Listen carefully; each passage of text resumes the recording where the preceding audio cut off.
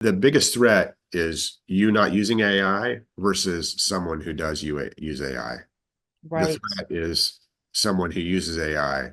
That's that's the threat. right. So you see AI more as a complement for people, not a replacement? Yeah. And it still is that is one there's a few different nuances to that. So I think AI right now is really a complement to humans for most part. I mean, I'm not talking about, I think a good example, maybe a good analogy is for those people who have Teslas or Hmm. self-driving cars. You still need to keep your hands on the wheel. Okay. Right.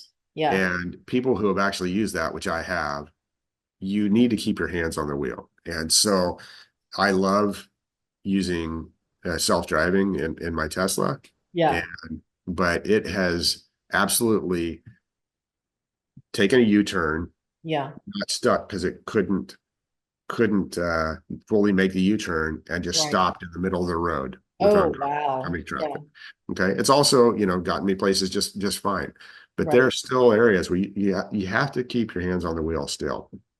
And another example, we like I said, we've for software development, I provided my team with all the tools that they needed to fully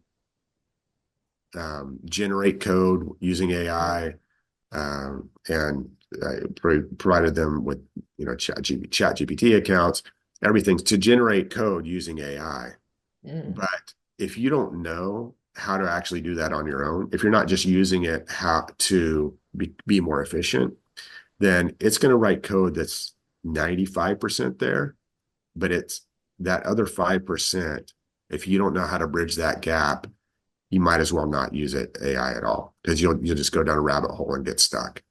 So Mm. you still have to keep your hands on the wheel with coding. You still have to keep your hands on the wheel in your Tesla. You still have to keep your hands on the wheel for most parts.